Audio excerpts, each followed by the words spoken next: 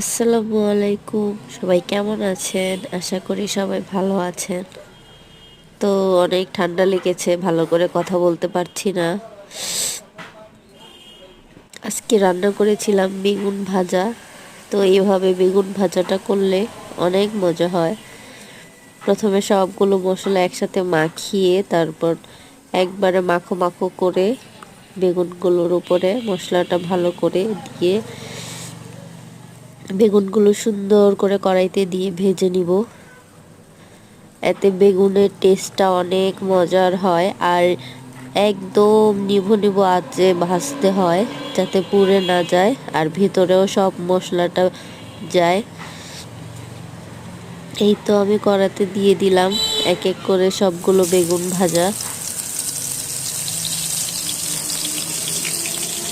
এভাবে বাসায় ট্রাই করে দেখতে পারেন।